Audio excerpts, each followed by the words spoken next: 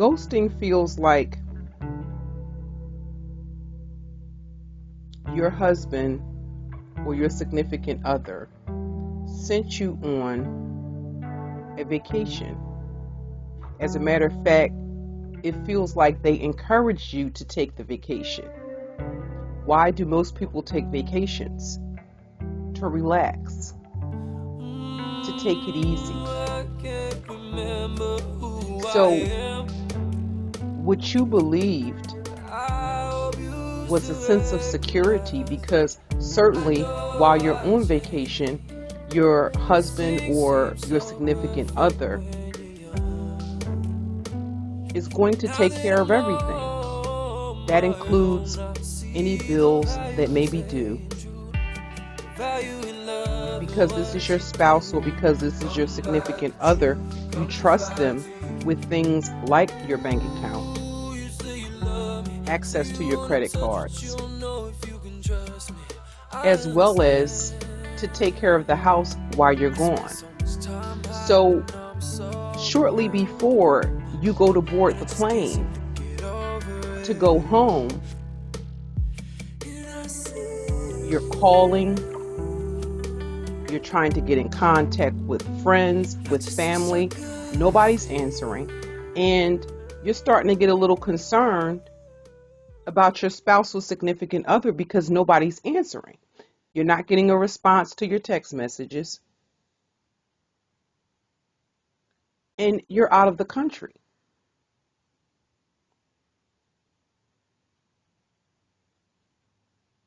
So you start to worry. Now, you know that you had a fight that you didn't really think anything about, because before you went on vacation, he reassured you that everything was okay, that there was nothing to worry about. However, when you get off of the plane, you want nothing more than to turn your key, walk into your home, hug your spouse or your significant other, tell them how much you missed them, and when you stick your key in the fucking door and turn the cylinder and push the door, the house is empty. There's nothing there. You don't see your spouse or your significant other, and everything in the house is gone. The house is empty. The panic and the shock, and you trying to rationalize in your mind to make logical sense out of what you're seeing and what's happening, and you're steady calling, you're steady texting, and you're not getting a response. That's what ghosting feels like.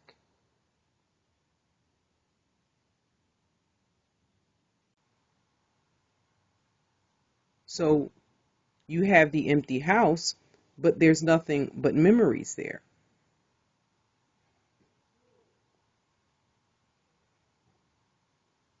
So you can't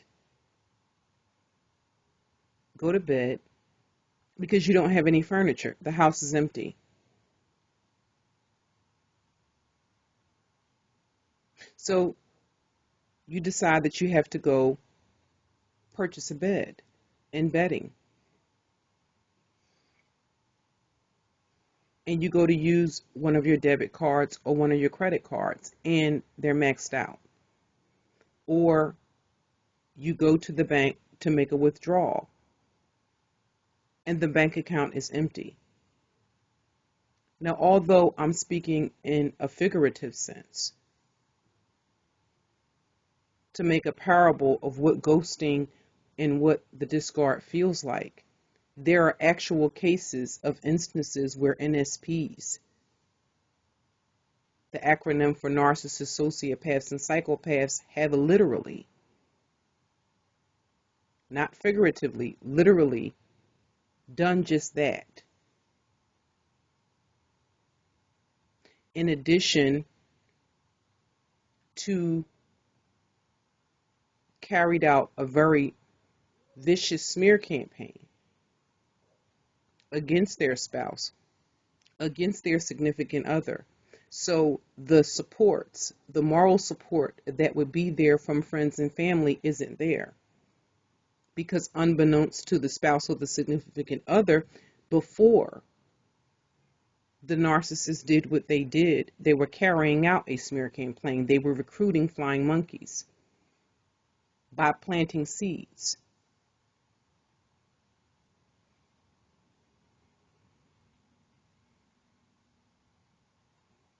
Now, what they tend to do is basically the equivalent of going on social media with the new source of supply, either a woman that was waiting in the wings or the other woman that they were grooming, or it could be somebody that they met at work. It could be somebody that they met at the supermarket. It could be someone that they met at church.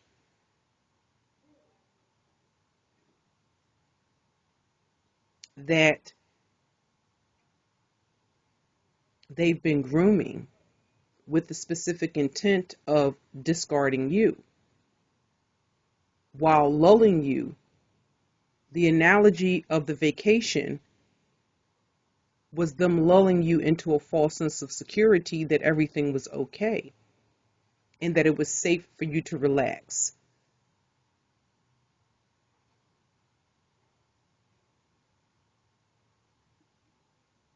When it wasn't.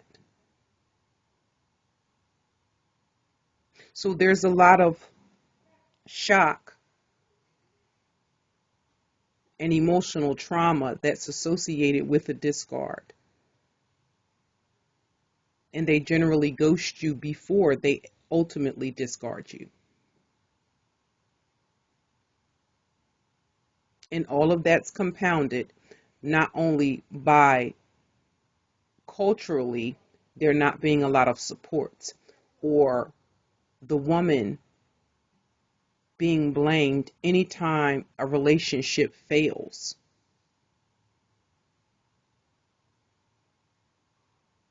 But at the same time, there's a catch-22, because if you stay in a relationship with an individual that is abusive,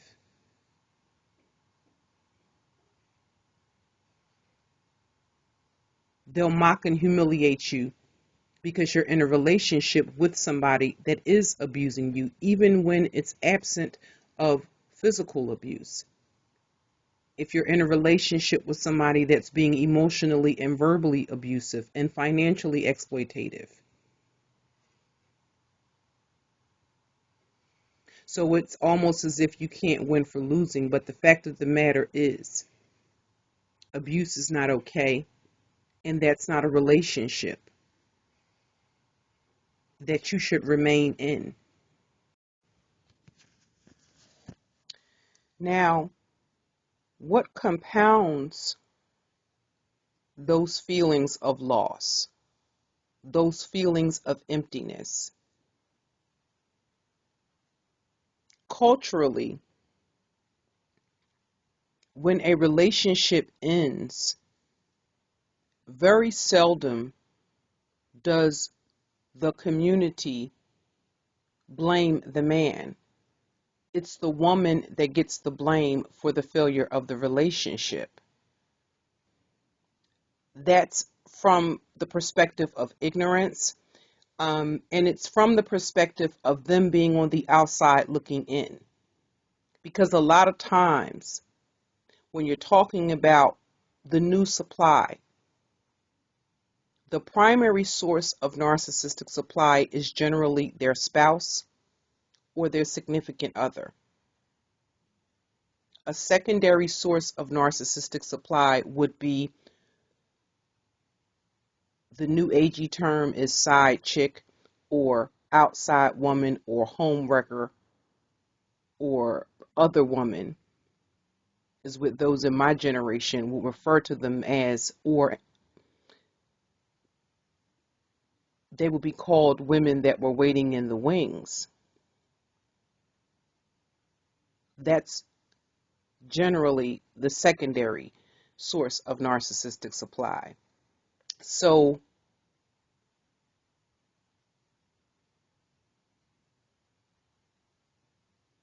that often compounds the pain and suffering to have individuals that look at the relationship from the outside in, passing judgment and engaging in whether it's divorce shaming or separation shaming or blaming you when they have absolutely no idea of what you endured while you were in that relationship.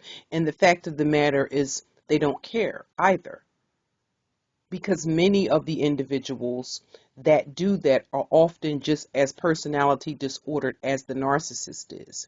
So when the new supply is actually idealizing the narcissist, they're often doing that out of ignorance because they have yet to experience anything other than the love bombing.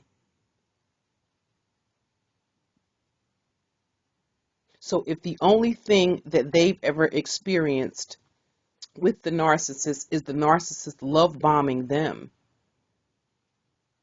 they're not going to be receptive to what the narcissist has done or what the narcissist is doing to you until the narcissist does it to them.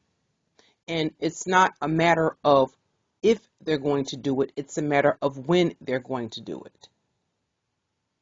Of that much I assure you.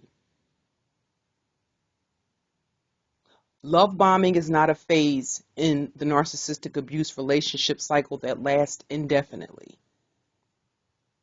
It occurs for a specified amount of time, and after the narcissist has successfully put that new supply through a battery of psychological tests to determine whether or not they're going to make a good energy source.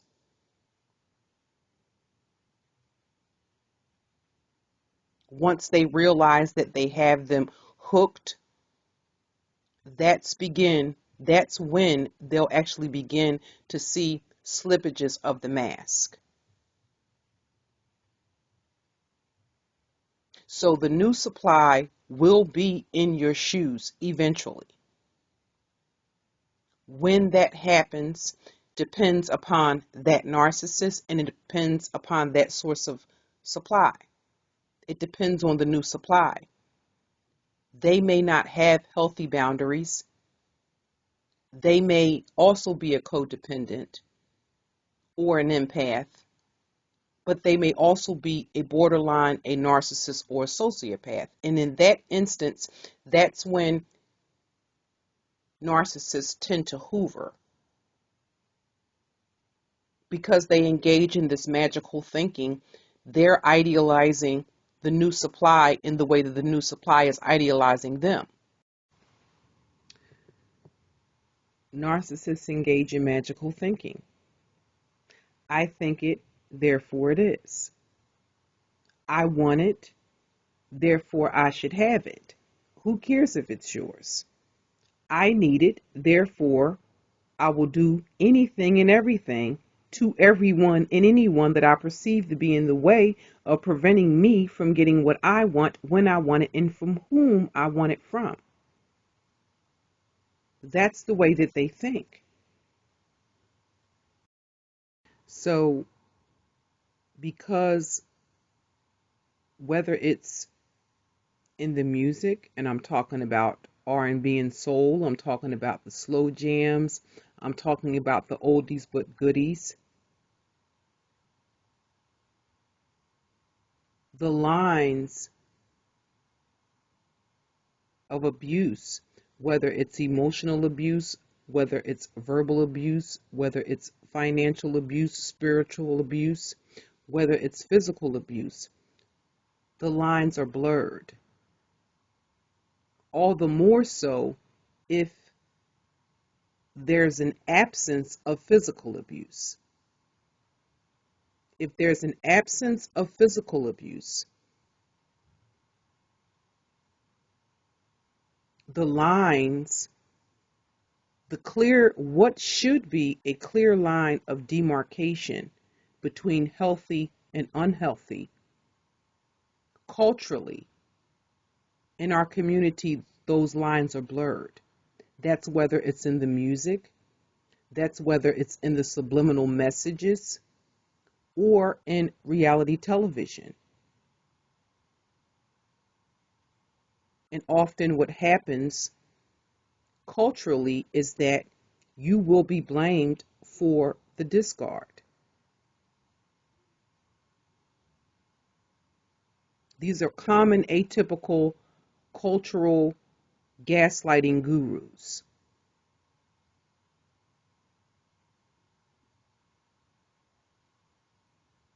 So when it comes to the new supply, yes, she may have more money, but she may not. She may not even be financially responsible. She may not be financially self-sufficient. She may be more tolerant of his unacceptable behavior and his bullshit than you were.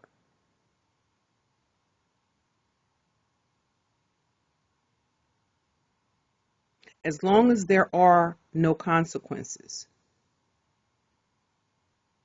And generally, there are not going to be any consequences as long as the narcissist is love bombing and idealizing, placing up on a pedestal that new supply. That's what enables her to believe that she is going to be the exception. She won't be. Of that, I assure you. It's not a matter of if, it's a matter of when. She too will be in your predicament, if not worse. She will be in your shoes. That's when she'll have epiphanies and aha moments of what you're feeling right now. If you're going through the discard, if you've been ghosted, if you're enduring a silent treatment. The difference between the silent treatment and the discard is that silent treatments don't occur indefinitely.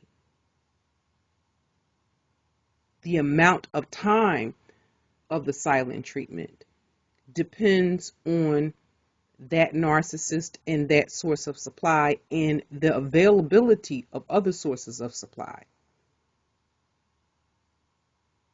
Generally, when they're enacting a silent treatment, what they're doing is entertaining other sources of supply. As long as there is something left that they can benefit from, that they can continue to vamp off of from that primary source or the secondary source, they will continue to entertain those relationships. They won't necessarily discard that source of supply. What they will do is keep them in rotation, playing a bunch of psychological mind games.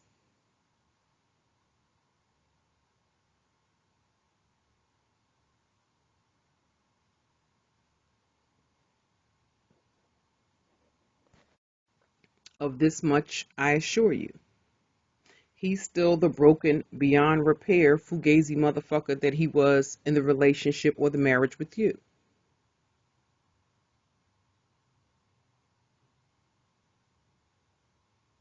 Trying to find out what he's doing with the new supply, it'll only infuriate you that other people cannot see him for who he is behind that mask of sanity.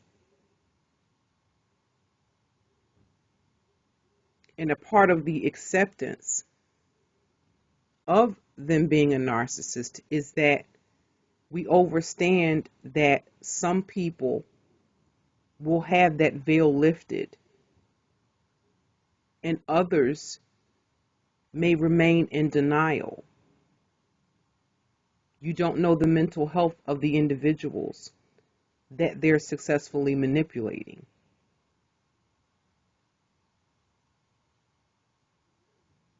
behind that mask of sanity is a facade of being a normal human being, but they aren't.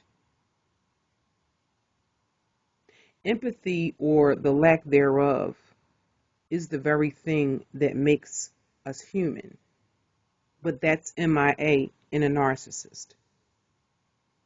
It's MIA in a sociopath. It's MIA in a psychopath. We were created to bond with other human beings. One of the ways that we bond with other human beings is via empathy. That's the thing that's missing.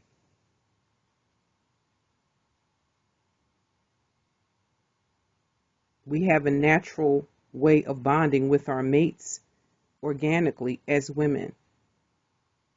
A NSP cannot do that, despite the presentation of normalcy. Male NSPs see women as nothing more than life-size sex dolls that are there for their gratification. Now, sometimes, in addition to them being exploitative sexually, they'll also be exploitative financially. So, because the new supply isn't going to have these aha moments or these epiphanies until the narcissist either begins to devaluate her, triangulate her with sources of supply that he's actively grooming, recycling former sources of narcissistic supply that he's discarded, that he'll hoover for the specific purpose of engaging in triangulation.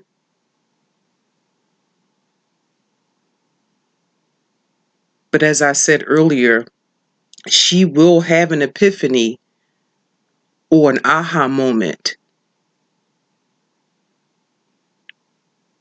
where it becomes evident, or she's no longer able to remain in that denial that who he presented himself as, this representative, is nothing more than an illusion.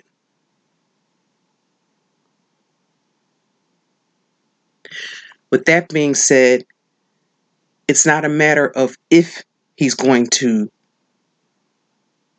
show her who he really is. It's a matter of when.